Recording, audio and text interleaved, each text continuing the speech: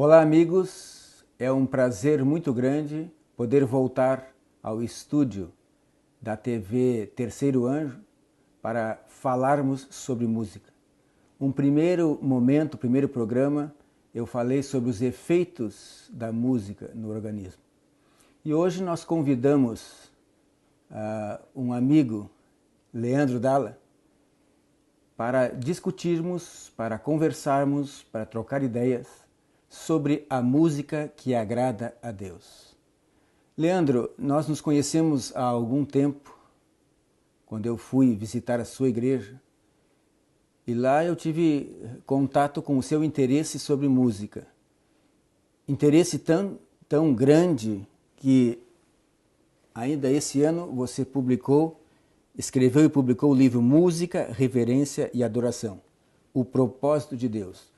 Eu gostaria que você falasse um pouco sobre a sua experiência sobre música e principalmente seu interesse em explicar algumas coisas sobre a música e o objetivo de escrever esse livro.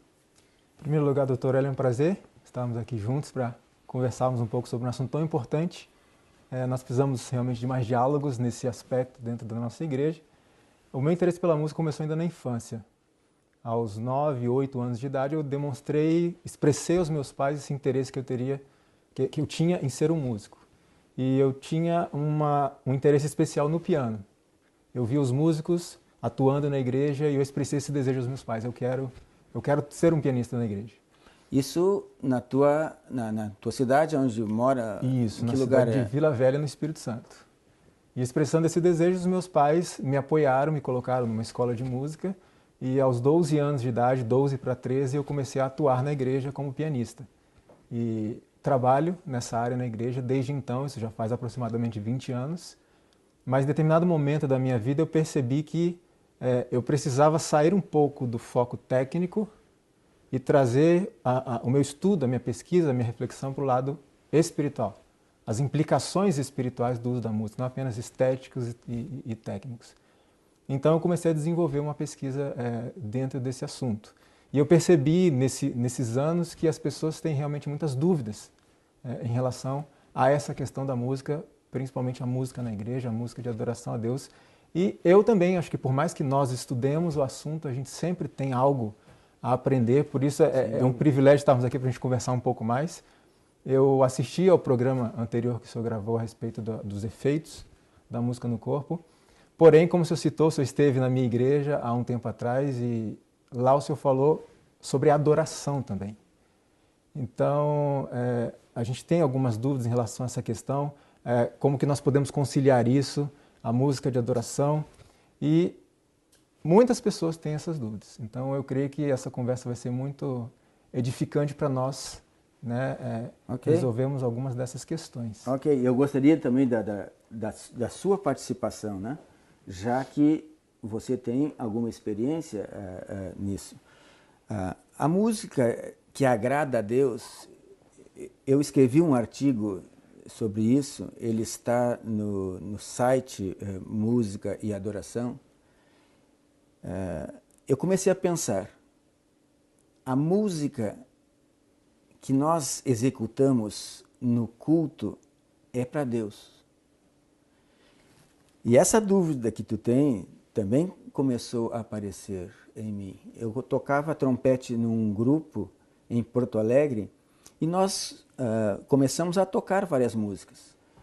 E um dos dirigentes do grupo, ele tocava na Orquestra Sinfônica, e toca ainda, eu acho, na Orquestra Sinfônica em Porto Alegre.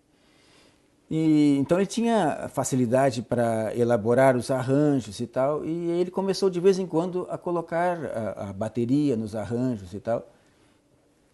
Uns achavam que ficava bom, outros achavam que talvez não fosse adequado, e eu não sabia como, na época ainda, se isso era apropriado ou não na música de adoração, ou na música que agradaria a Deus.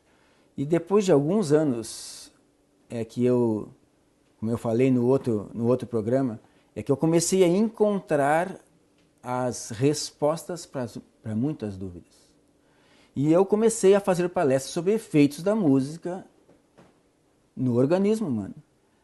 Mas quando eu começava, as pessoas começavam a perguntar, sim, mas e como isso se enquadra agora na música da igreja, a música que a gente faz para Deus, louvor a Deus?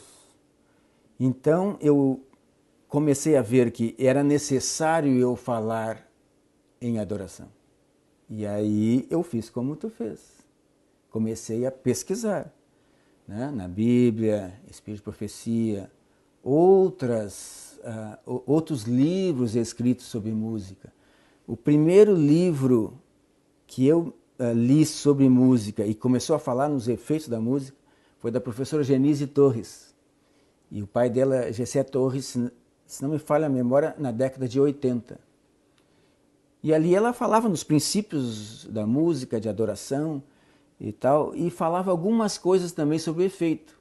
Só que na época eu era estudante de biologia e eu não tinha a noção ainda, né, do que eu viria a me deparar com efeitos da música e nem que faria mestrado e doutorado em fisiologia humana.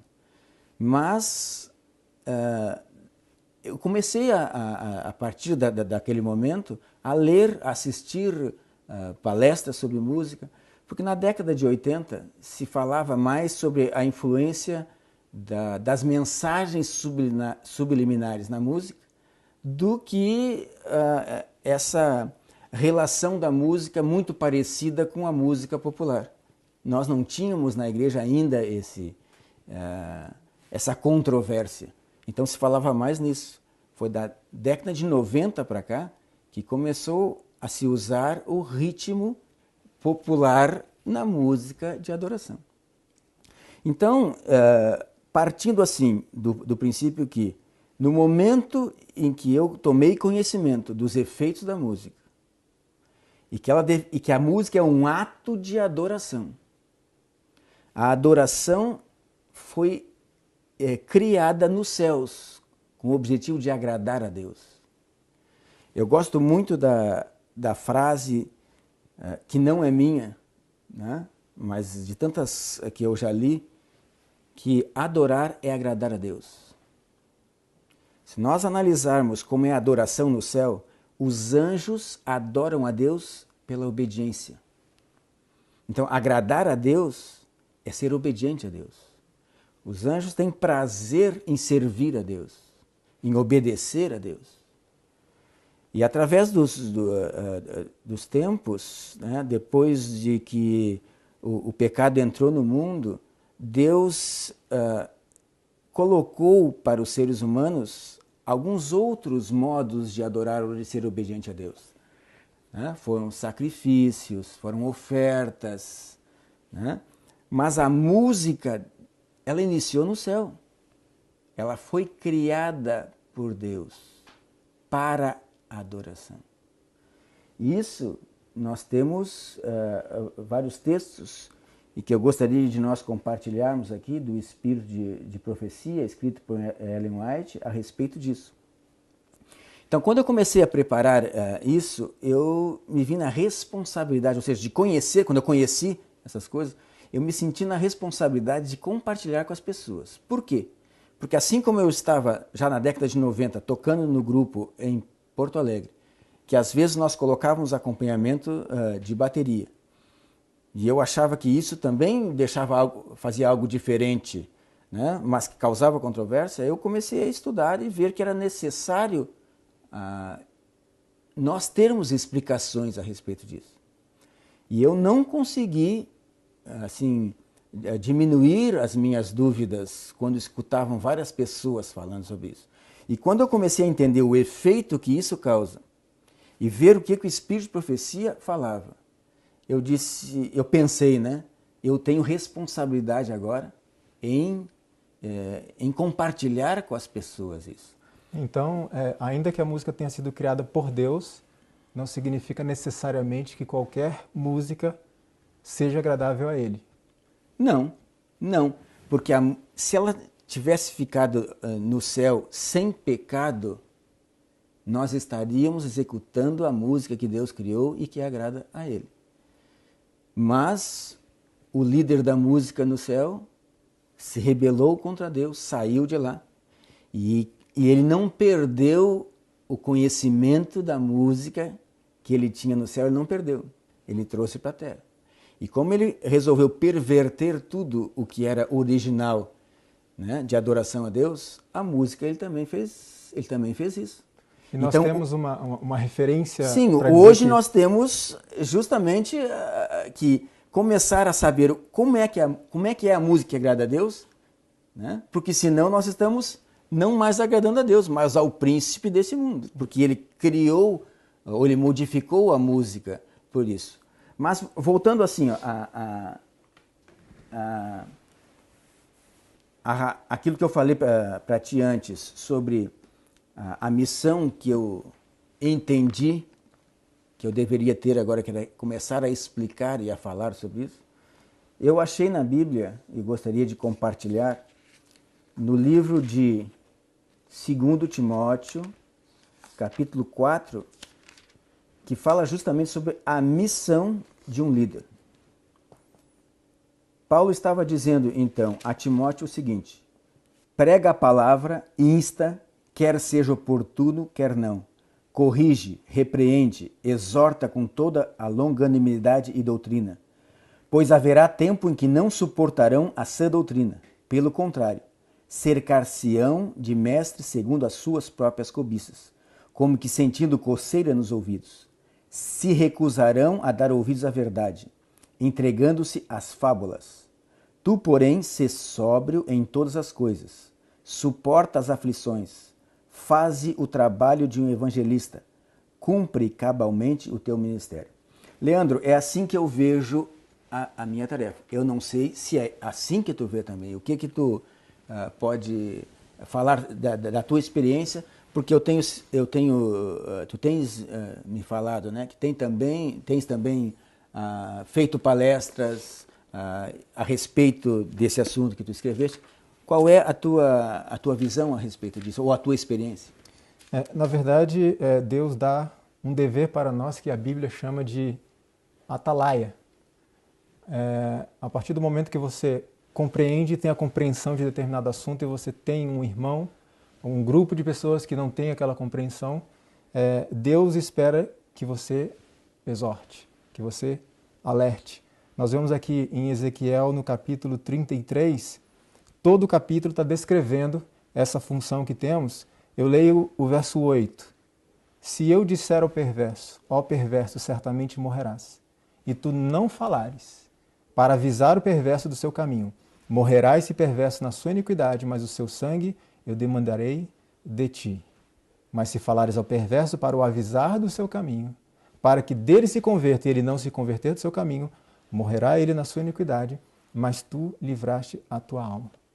Então eu vejo da seguinte forma: Deus, ele espera que nós façamos esse trabalho de instrução, de orientação às demais pessoas. E algo que é muito importante, ele nos cobrará por isso. Então é muito interessante se nós compreendêssemos exatamente qual é a responsabilidade de uma pessoa, por exemplo, em um cargo de liderança. Se nós compreendêssemos plenamente do que isso significa, nós teríamos mais cuidado, trataríamos com mais solenidade esse encargo que Deus nos concedeu. Uma coisa que eu deixo claro sempre nas minhas palestras, e quero me dirigir agora às pessoas que irão e que estão nos assistindo, que nós não temos a verdade, o que nós falamos aqui não é uma verdade absoluta. Nós não vamos ditar regras, nós vamos discutir conceitos, nós vamos dizer quais são os princípios bíblicos do Espírito de Profecia a respeito da música que agrada a Deus. Então, quando eu falo isso para as pessoas, eu digo, olha, eu vou repartir com vocês, e é o que nós estamos fazendo, pretendemos fazer e esperamos conseguir alcançar esse objetivo, é de fazer com que as pessoas pensem no que nós estamos colocando. né, nos conceitos, nos princípios que vamos levantar. E eu espero que o Espírito Santo, que é o mesmo que inspirou os livros do Espírito de Profecia e a Bíblia Sagrada, dê a vocês o mesmo entendimento que deu a nós. Né? Então, hoje eu tenho certeza dos conceitos que eu vou colocar aqui. Então, eu queria começar falando o seguinte: qual é a música que agrada a Deus? É a música executada nos céus.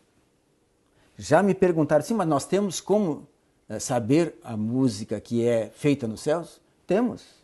Ellen White escreveu, né, sobre as visões que teve do céu. E eu gostaria aqui de ler com calma, não só os conceitos, as palavras, mas também dar às pessoas que quiserem averiguar a bibliografia, qual o livro, aonde se encontra isso. Então, por exemplo, quando ela começa a falar na música do céu, isso está escrito no livro Mensagens Escolhidas, volume 3, página 333, ela diz assim, ó: a música é realizada com acordes musicais perfeitos, suaves e melodiosos. O cântico dos anjos não irrita os ouvidos. É macio, melodioso e sem esforço físico. Quando ela fala em acordes musicais perfeitos, o que lembra na música? O que vem à tua mente como músico quando ela fala em acordes? Harmonia. Harmonia. Né? Então ela fala, são perfeitos, são suaves, são melodiosos. O cântico dos anjos não irrita os ouvidos. É macio, melodioso. Os anjos se deleitam em ouvir os simples cantos de louvor entoados em tom natural. Né? Os cânticos em que cada palavra é pronunciada claramente, em tom harmonioso, são os que os anjos se unem a nós para cantar. Eles tomam o estribilho entoado de coração com o espírito e o entendimento. Em várias partes da Bíblia, fala sobre espírito, às vezes se referindo a pessoas, às vezes se referindo a anjos, às vezes se referindo à nossa personalidade, às vezes se referindo às emoções. E aqui, quando ela coloca de coração com o espírito e o entendimento, ela está contrastando emoções com a mente. Eu falei no outro vídeo, né? Onde está, qual a parte do corpo que é responsável pela nossa mente? É o córtex pré-frontal. Continuando aqui, ó, se tu lembrares, né, de alguma coisa que eu não coloquei aqui, tu, por favor, lembra a gente disso. Né? Diz assim, ó, entre os anjos, no livro Mensagens Escolhidas, também, volume 3, entre os anjos não há exibições musicais tais como movimentação física, voz áspera e estridente, o uso de todo o poder e volume de voz que é possível. Isso não traz nenhuma melodia para aqueles que a ouvem na terra ou no céu.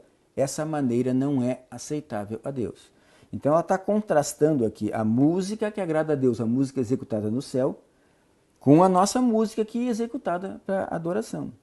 E são instruções muito generalistas ou tem itens específicos, diretos e até técnicos? Aqui está dizendo assim, ó, não há exibições como movimentação física. Eu já expliquei anteriormente que o que provoca movimentação física na música é o ritmo repetitivo, aquele que se repete em curto espaço de tempo. Né? Então, esse ritmo repetitivo, fisiologicamente, causa movimentação física. Então, eu entendo que, se aqui ela diz que não há movimentação física na música executada pelos anjos para adoração a Deus, a música que agrada a Deus, eu entendo, eu posso concluir que não tenha o ritmo repetitivo. Tá? Evangelismo, página 510 e 511. O coro dos anjos não apresenta notas estridentes e gesticulações. Isso também está escrito no manuscrito 5, página 1874. No livro Música, Sua Influência na Vida do Cristão, página 32, ela diz: Deus não se agrada de barulho, ou seja, de confusão de vozes, de algo difícil de compreender. Ela diz antes que ele que a música é clara, né? É falado de uma forma clara. Diz ali, ó, Deus não se agrada também de desarmonia, na palavra original discorde. Né? Então, discórdia, ou seja, essa discordância pode ser na harmonia, como desarmonia, como dissonância, pode ser de ideias, pode ser no ruído, né? Pode ser no volume. Tudo isso é discordante das outras características que nós estamos vendo aqui. Né? Outro livro, Primeiros Escritos, página 288, ela fala de novo que os anjos, quando tocam habilmente a harpa, originando uma música melodiosa, com acordes ricos e perfeitos. De novo, ênfase, né, dentre os elementos da música, em qual? A melodia. Melodia e harmonia. Né? Então, a música do céu é primordialmente com melodia e harmonia. Né? Então, fala aqui, ó, livro Visões do Céu, página 182. Os anjos não corriam pelas cordas descuidosamente, mas faziam vibrar diferentes cordas para produzir diferentes acordes, de uma forma majestosa e perfeita música do céu. Eu te faço uma pergunta: se a música do céu desta maneira é perfeita, precisa nós modificarmos? Não. Aliás, é a música mais moderna que existe, porque é a música do futuro, né? Entendeu? Então nós temos aí aspectos bem diretos, bem técnicos. Agora alguém poderia questionar, por que é importante para mim conhecer os aspectos da música celestial? Por que eu preciso saber isso? Por que eu preciso entender essa questão? A Espírito e Profecia deixa alguns relatos importantes do porquê disso. Por que eu tenho que me preocupar com a música? É interessante notar que o que nós fazemos aqui é um ensaio para o que nós faremos no céu. Então, nós precisamos nos acostumar aqui com a música do céu. Por exemplo, tem algumas citações muito interessantes do Espírito e Profecia, em que a irmã White diz o seguinte: podemos aprender o assunto dos louvores e ações de graças do coro celestial em redor do trono. A comunhão do céu começa na terra. Aqui aprendemos a nota tônica do seu louvor, está no livro Educação, página 168. Eu acho muito interessante esta citação do livro Visões do Céu, página 183, em que ela diz assim: no momento que chegarmos ao céu, ela relata, os remidos lançam suas coroas aos pés de Jesus. Em seguida, o coro angélico emite uma nota de vitória e os anjos nas duas colunas tomam o cântico. E a multidão dos remidos participam do cântico como se houvessem entoado o cântico na terra. E ela completa dizendo, e o haviam feito na realidade. E ela conclui, precisamos aprender a entoar aqui o cântico do céu. Por isso, a importância de nós entendermos como é a música do céu e qual a música que agrada a Deus. Enquanto tu estava falando aí, eu estava lembrando Marco César Pontes, astronauta brasileiro, por volta de 2006. Né? Foi o primeiro brasileiro astronauta que foi ao céu, o primeiro céu, né? O das nuvens, o que vai acima da nossa atmosfera. Ele fez preparo. Ele deixou várias coisas na alimentação, né? A maneira as horas de sono. E ele fez uma preparação para ir para o céu. Nós, como cristãos, se almejamos a eternidade para viver nos céus e na nova terra, também precisamos fazer preparação. E uma das preparações está bem claro aqui. É na música de adoração. Porque adorar é agradar a Deus. Submissão, né? E nós estamos no conflito entre o bem e o mal justamente pela adoração dos seres humanos. Deus e Satanás, eles lutam pela nossa adoração. Ou seja, a quem eu reconheço como superior, a quem eu serei obediente. Né? Então, adorar é tudo isso, são vários atos de reconhecer quem é superior, a quem eu devo servir, a quem eu devo obediência. Né? Então, o livro de Apocalipse diz isso, né? Os santos, ou salvos, adorarão a Deus pela eternidade. E esse texto diz que nós devemos aprender aqui a maneira de adorar através da música. Então não é algo que seja simples, né? Agora, outra coisa que eu gostaria de ressaltar aqui, ó. Testemunho Celeste, volume 2. O que o Espírito de Profecia está dizendo? O mesmo Espírito Santo que inspirou a escrever a Bíblia é o mesmo Espírito que inspirou Ellen White a escrever e é o mesmo Espírito que age em nós hoje, a fim de que possamos entender isso. Diz assim, ó, Testemunho Celeste, volume 2, 193. Para a alma crente e humilde, a casa de Deus na terra é como que a porta do céu. Os cânticos de louvor, a oração, a palavra ministrada pelos embaixadores do Senhor, são os meios que Deus proveu para preparar um povo para a assembleia lá do alto, para aquela reunião sublime, a qual coisa nenhuma que contamine poderá ser admitida. Uma coisa, vamos unir um pouco mais o que eu expliquei sobre os efeitos da música no corpo e o que Ellen White diz aqui. Ela diz, nós vimos ali, a música dos anjos é entoada com espírito e entendimento. Ou seja, a adoração é um evento racional, que utilizamos a mente, e emocional. Nós devemos utilizar as emoções. Aqui em São João 4, 23 e 24, quando Deus estava se referindo sobre os verdadeiros adoradores, e eu gostaria que nós acompanhássemos aqui, São João 4, 23 e 24. Jesus estava falando então com a mulher samaritana e ele disse assim, ó, vem a hora, versículo 23, vem a hora e já chegou em que os verdadeiros adoradores adorarão o Pai em espírito e em verdade. Eu já vi vários escritos a respeito desse espírito em verdade. Nós podemos dar várias ideias a respeito disso, mas trazendo aqui para nós, juntando ali com espírito, emoções e entendimento, mente, espírito, emoções e verdade. É pela mente que nós discernimos entre o certo e o errado. Então aqui diz assim, ó, vem a hora e já chegou que os verdadeiros adoradores adorarão o Pai. Se está colocando verdadeiros adoradores, está destacando, é porque existe o quê? Falsos. Falsos adoradores. E ele continua assim, ó, porque são estes que o Pai procura. Se ele procura, é porque não está encontrando. Sim. Né? Então, são estes que o Pai procura para seus adoradores.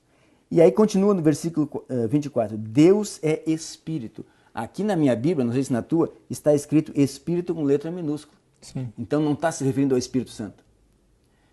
Né? Quando Jesus se referiu, quando apareceu aos discípulos depois da ressurreição, os discípulos se assustaram porque disseram, não, vocês estão achando que é um Espírito? Não, não é. O Espírito não tem a carne, né? O sangue, os ossos, ou seja, não tem a mesma matéria.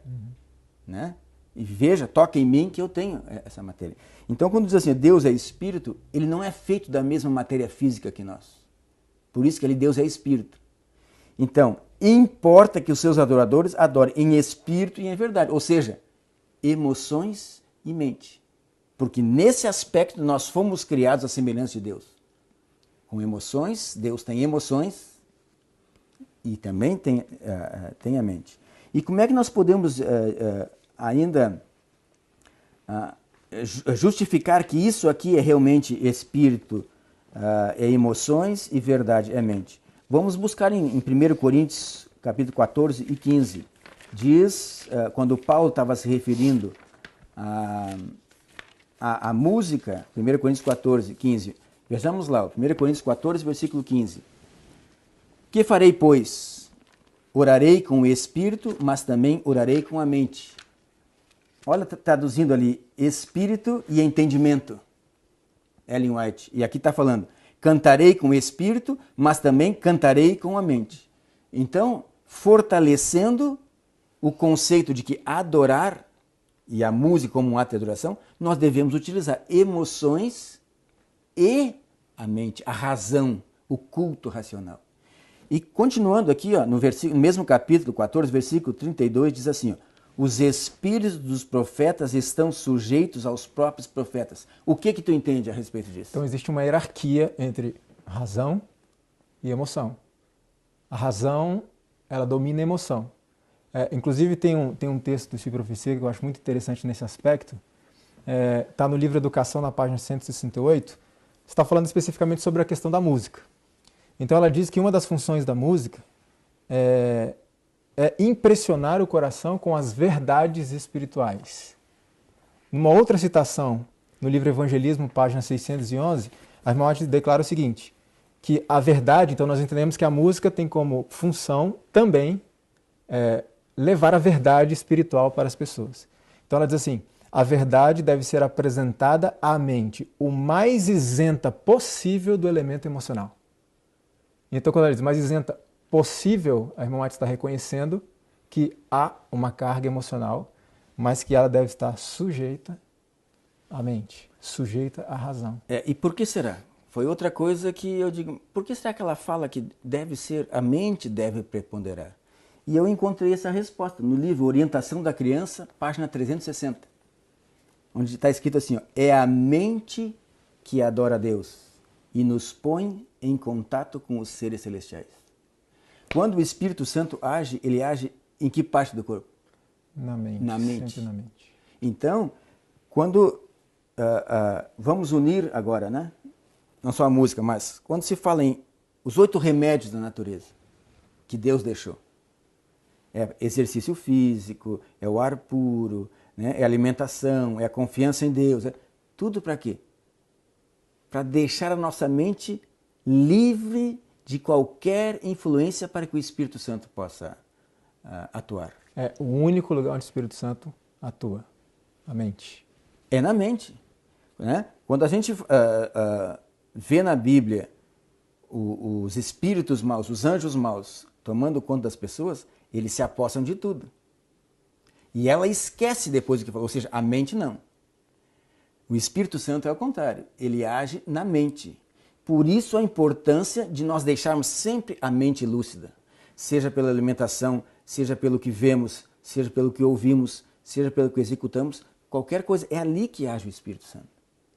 E outra coisa muito importante, quando eu falei sobre os efeitos da música e que muitas pessoas não entendem, inclusive músicos não entendem, mas eu vou reforçar isso, e não há defeito nenhum em as pessoas não entenderem, porque um momento ou outro todos nós não entendemos as coisas, e eu também não entendi. Né? Mas hoje eu entendo e eu quero compartilhar com todos os que assistem isso, é justamente o seguinte, olha, qual é a fonte dos pensamentos? É o nosso cérebro. O que tem lá no nosso cérebro? Neurônios. O que liga as sinapses nos neurônios? São os neurotransmissores. Então, é essa ação no cérebro é que determina os nossos pensamentos. Os nossos pensamentos determinam os nossos atos. O conjunto dos nossos atos levam aos nossos hábitos. E os nossos hábitos determinam o caráter. O que nós vamos levar daqui para o céu? Intacto. É o caráter. Então, tudo aquilo que influencia os nossos pensamentos, a nossa mente, ela vai influenciar no nosso caráter. E então, esses nossos desejos, os desejos que nós temos aqui, que formam os nossos hábitos, isso nós vamos levar para o céu. E quando ela diz assim, nós devemos aprender a música aqui na Terra, é justamente por isso. Nós temos que formar o hábito de ser obediente a Deus, inclusive na música. Então, assim como eu entendo, hoje nós temos, o que mais, que outros atos de adoração, além da música? Hoje nós temos ofertas e dízimos. Nós temos ações de graça. O dízimo pode ser 9%, 11%? Não, jamais. Por que tem que ser 10%? Porque foi o que Deus determinou. Obediência, não é isso? Sim. Quando Deus diz, olha, é 10%. Bom, eu quero ser obediente a Deus, então eu vou fazer isso. Então, é a obediência. O principal ato de adoração é a obediência, no meu entendimento. Eu não sei o que tu tem, alguma coisa para acrescentar nesse... Eu gosto muito de uma definição voltada à questão da adoração, que é a submissão, que acaba estando intimamente ligada à obediência. Por exemplo, imagine a seguinte cena.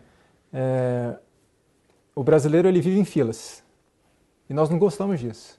Porém, tem um grupo de pessoas que enfrentam filas, às vezes um dia inteiro, 2 dias, sob sol forte, chuva, frio, não importa, eles estão ali. Porque eles estão em busca de um ingresso para ver o seu ídolo. Se você chegar àquelas pessoas e perguntar, você está gostando de estar aqui nessa fila?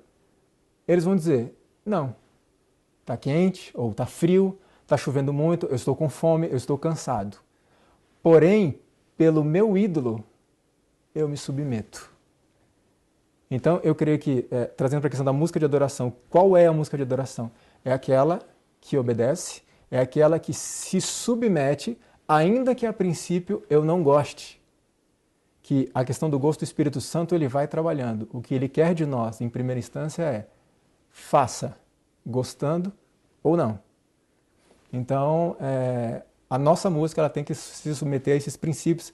Agora vem a questão. Então, música não é uma questão cultural. Música é uma questão cultural? Eu pergunto como cristão, o que o Evangelho diz? Que todas as pessoas vão para o mesmo lugar, não é isso? Sim. Vão servir o mesmo Deus. Não é isso que diz o Evangelho? Então é a cultura do quê? É a cultura do céu. É a cultura de estar com Deus. Então, todas as culturas diferentes têm que se adaptar ao que diz a Bíblia. Esse é o Evangelho eterno. É um só. Senão nós deveríamos pegar um Evangelho a cada país ou a cada cultura diferente. Né? Então, eu posso usar um exemplo de que vamos falar para algumas pessoas cuja cultura é, como existe o tribos da África, que é beber leite com sangue, né? É comer carne de animais impuros. E o que eu vou dizer para ele? O que o Evangelho diz? Meu amigo, meu irmão, agora nós vamos nos preparar para ir para o céu. O Espírito Santo age na nossa mente. Agora, aquilo que nós ingerimos e fazemos influencia a nossa mente. E Deus diz que nós não devemos ingerir sangue, nem animais impuros, nem todas essas coisas. Eu preciso dizer isso. Embora na cultura dele tenha ensinado outra coisa. Mas agora é a cultura do céu. Agora é os princípios de Deus. Se é que eu tenho a Deus como o meu superior, se é que eu vou adorá-lo e se é que eu quero viver com ele. Né? Essa é... É interessante até que você citou a questão da África. Eu conheci há pouco tempo atrás, há alguns dias, um rapaz de Angola. Sim. E nós tivemos uma conversa, um diálogo muito agradável. E eu o questionei da seguinte forma: como você enxerga essa questão, essa relação adoração e cultura aí no seu país? Como você enxerga isso? E ele me deu uma resposta muito simples. Ele falou que eu sou um cidadão do céu. Então eu estou aprendendo a cultura celestial, não a cultura da África. Naquilo em que a minha cultura não fere os princípios de Deus, sigo. A gente vai agir de acordo com a cultura. Mas aonde está ferindo, eu tenho que escolher a cultura celestial. Aí vem a questão da adoração, da submissão, da obediência. Mas para eu entender onde que está ferindo a minha cultura, princípios divinos, eu preciso buscar, eu preciso estudá-los. Por quê? A cultura é um fruto da criatura. O princípio é um fruto do Criador. Então, quando a cultura se sobrepõe ao princípio, eu estou adorando a quem? A criatura e não o Criador. Então, e isso partiu de alguém que, como se costuma dizer, não, mas lá na África eles agem desta maneira. Pois bem, eu conheci um africano que disse, eu não quero seguir a cultura da África, eu quero conhecer e seguir a cultura celestial. Aí, isso me alegra, por quê? Eu não conheço quem é esse. Tu conheceu ele? Sim. Né? Tu perguntou, não conheço. Mas o que eu vejo assim, é o mesmo Espírito Santo que me levou a essa conclusão, e é o mesmo Espírito que está levando a ele, lá na África, ter essa mesma conclusão.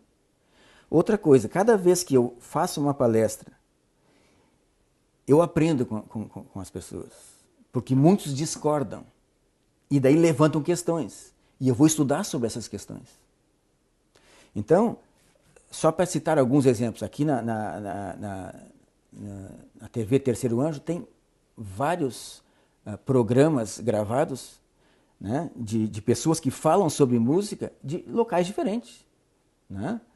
Oliver Coronado, Christian Berdau, né, e outros.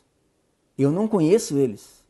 Daniel Spencer, nunca falei com ele, mas eles falam a mesma coisa. Exatamente. Que eu cheguei à conclusão. Eles lá, eles não leram o que eu escrevi e eu não li o que eles escreveram. Agora, depois, né, dos trabalhos apresentados, as conclusões, eles falam de maneira diferente, dão um enfoque diferente. A que conclusão eu chego? É o mesmo Espírito que está nos levando à mesma conclusão, que a música de adoração não deve ser semelhante à música comum. Nós temos na Bíblia, e eu acho que nós podíamos discutir a esse respeito, esse conceito, né? A música atual da igreja, ela está seguindo isso? Ou está copiando algo do comum? Até quanto nós podemos copiar deles? Tu tem alguma ideia, alguma coisa a respeito, né, dessa relação sagrado com profano?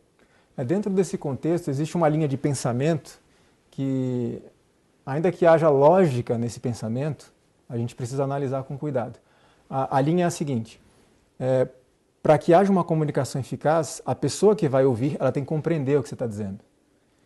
Então, trazendo para o lado da música, se você quer pregar o evangelho a uma pessoa que, por exemplo, ela viveu no meio do rock, então você precisa, pegue um rock, que é aquilo que ela compreende, coloque uma letra cristã, religiosa, e leve para ela uma forma de atingi-la.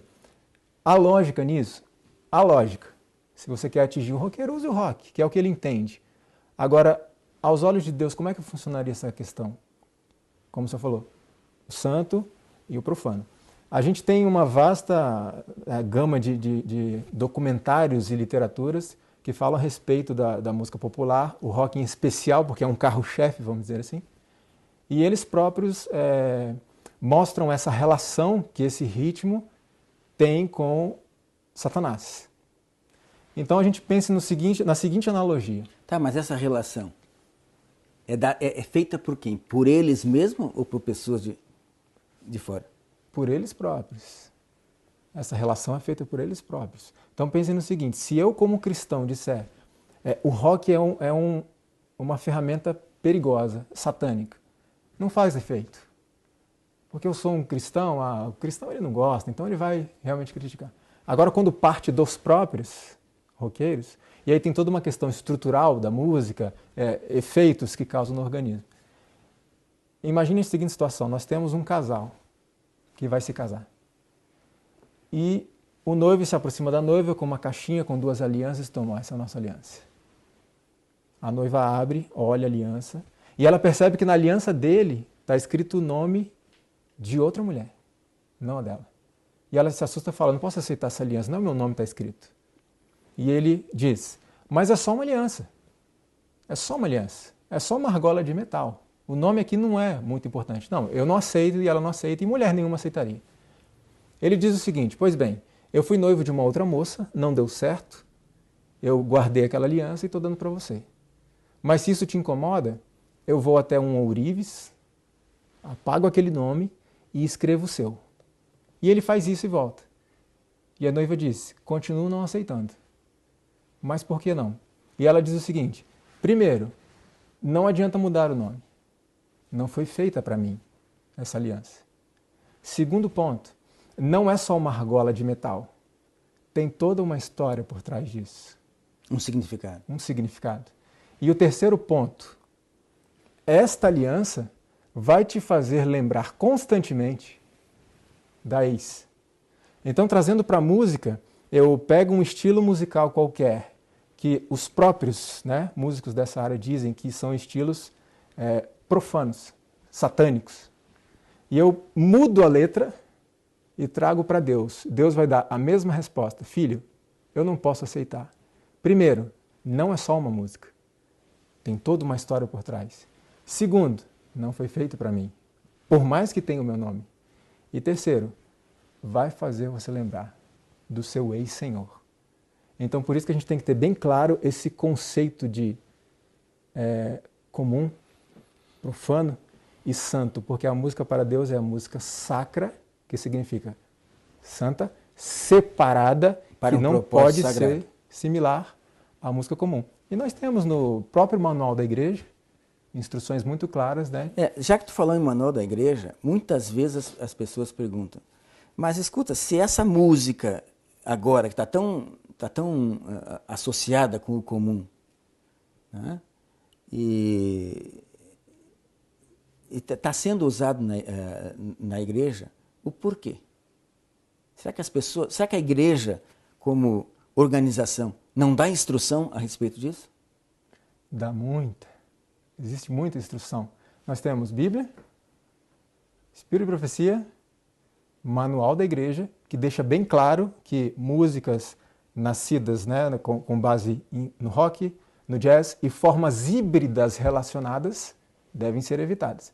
E nós temos um documento que foi aprovado em 2004 na Assembleia Geral e foi ampliado pela Divisão Sul-Americana, e é um documento extenso que traz uma série de orientações oficiais e institucionais a respeito da música na igreja. Tá, então assim, muitas pessoas dizem, mas está muito genérico, né? Não especifico. O importante é que nós, através desse princípio, nós tirássemos algumas conclusões. Sim. Mas tem muitas pessoas que não conseguem e que preferem a coisa mais clara. Então, vamos voltar de novo. Algumas características da música que agrada a Deus. O que o Espírito de Profecia diz? Melodia, né? O que prepondera? Harmonia, melodia. Mas a música, Leandro, é só feita de harmonia e melodia? Não. Ela tem um ritmo. São os 3 elementos principais da música. Sim. E que eu relacionei isso naquele programa que a gente gravou. Né? Harmonia, melodia e ritmo. E o que eu descobri lá? Quando Ellen White aqui fala, e a Bíblia também, em mente e emoções, eu, à medida que fui estudando, uma coisa importante, as pessoas que escreveram esses trabalhos que eu li, não são cristãs, não são líderes da igreja. Muito importante. E não são músicos. Parece que um deles que escreveu um livro, né, é músico, além de neurofisiologista, é músico. Então, não tem nada a ver. Eu estudando aquilo, é que relacionei com a Bíblia e com as coisas. A harmonia estimula a mente. As emoções são mais estimuladas pela melodia. E o ritmo? O ritmo é o que produz maior efeito em todo o organismo. O ritmo tem influência na mente, o ritmo tem influência nas emoções, o ritmo tem influência no nosso corpo, em todos os ritmos biológicos do nosso corpo. Então, se a gente analisar, vamos voltar ao que Ellen White diz, né? Harmonia, melodia, com as emoções, né? O coração, né? Os nossos sentimentos, o espírito, e a mente, e o entendimento. Então, eu posso concluir, eu não sei se tu chega a essa mesma e concorda comigo nisso, que a música de adoração é baseada em harmonia e melodia. Mas se tem ritmo e ela não dá ênfase para o ritmo, eu fui pesquisar a respeito desse ritmo. E tem músicos que classificam, né, 2 tipos de ritmo na música. O fraseado, que é aquele ritmo natural, que quando nós estamos falando, estamos caminhando, dos nossos ritmos biológicos, chamados de ritmo concordante com os nossos ritmos. E o metro, que é aquele ritmo que é marcado e evidenciado, né, e fortalecido por instrumentos, principalmente tambores. E eu, né, já falei isso, que os tambores, não só eu falei, né, falei porque li a respeito, né, que tambores não produzem tons. A harmonia e a melodia, ela é construída através de tons. E o tom é produzido pelo um instrumento que forma a onda do som com um comprimento definido. Tudo que não vier dessa maneira, o nosso organismo entende isso como barulho, ruído. E vem todos os efeitos, aquele de estresse, né, de liberação de adrenalina. O que a adrenalina faz? Ela inibe a mente. E aí entra no quê?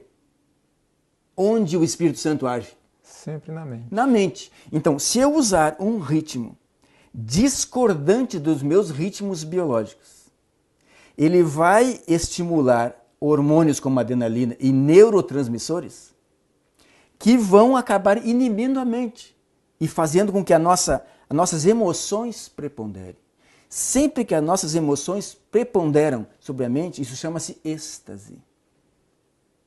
Será que é por acaso que os povos pagãos, sejam eles na África, nas Américas, aonde for, para entrar em transe, eles usavam tambores com ritmo repetitivo?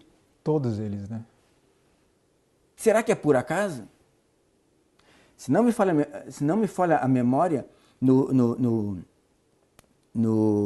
Christian Berdal, ele fala justamente isso, né? Ele coloca o ritmo dos tambores africanos, depois coloca o rock e o jazz em cima daquele ritmo e depois a música gospel, né?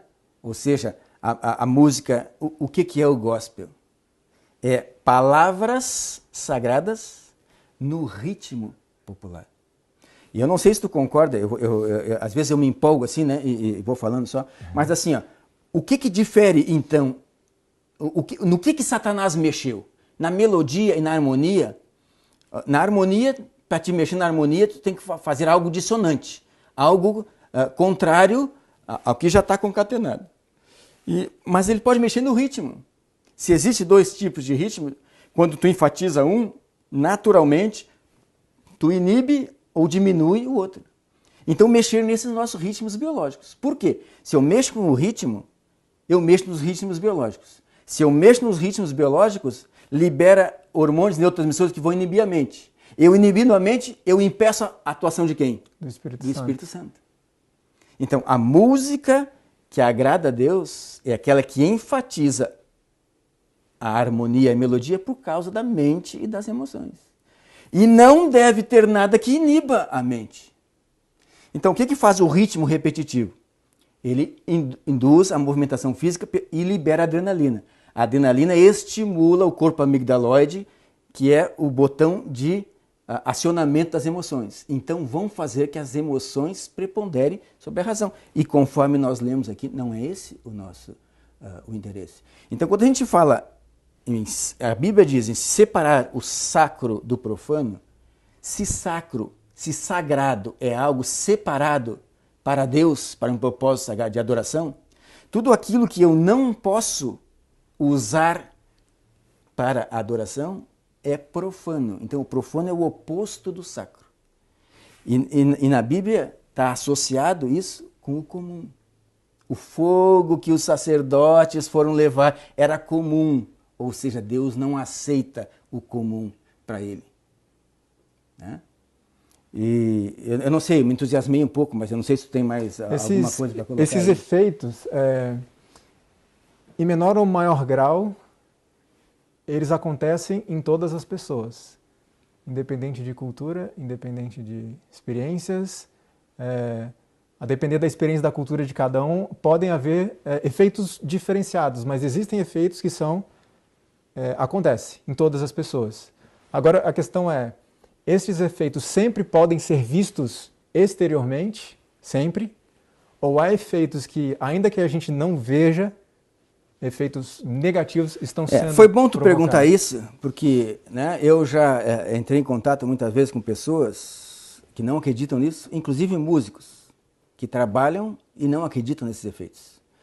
Então, assim, ó, eu, numa palestra que eu dei em Salvador, uma moça, depois do sermão e da palestra que eu dei à tarde, ela disse, Dr. Hélio, eu estou viciado nesse tipo de ritmo. O que eu faço para tirar esse vício? Tá?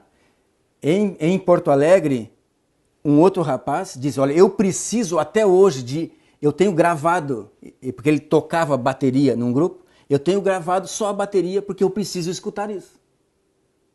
Tá? Eu preciso escutar isso. olhando para ele, ninguém vai dizer, esse cara é viciado nesse ritmo. Mas ele confessou, eu sou viciado, eu preciso, na hora dos esportes, de escutar aquilo. Né? Então, eu acho que nós poderíamos, se você concordar, em voltar num próximo programa, numa próxima oportunidade, e nós esmiuçarmos mais esse aspecto da música gospel, ou seja, porque o que eu entendo, não sei se tu concorda, o que modificou nesse trajetório da música do céu para cá? Foi o ritmo. Foi ali que Satanás colocou o elemento profano. Né? Ele modificou aquele ritmo concordante com nossos ritmos, que a maioria dos nossos hinos estão assim, né? Fortalecendo o primeiro tempo e o terceiro, e Satanás modificou isso. Tanto é que as pessoas que usam os tambores, os pagãos, para o transe, utilizam esse ritmo deslocado, né? Onde o tempo forte está deslocado do primeiro para o segundo ou para o quarto, que é chamado ritmo sincopado. Né? Então, esse é o elemento que eu considero e que eu vejo profano na música. Inclusive, Leandro, eu participei há pouco tempo no UNASP do Simpósio Bíblico Teológico, falando justamente sobre Ellen White.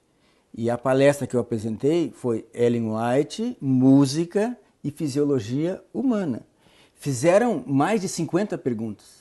E nós poderíamos, então, num próximo programa, pegar algumas dessas perguntas e responder essas perguntas. E não apenas responder essas perguntas, nós poderíamos também demonstrar na prática algumas das características da música exatamente, que agrada e que não agrada. Exatamente. Então, amigos, aguardem um próximo programa, A Música que Agrada a Deus 2. Que Deus os abençoe.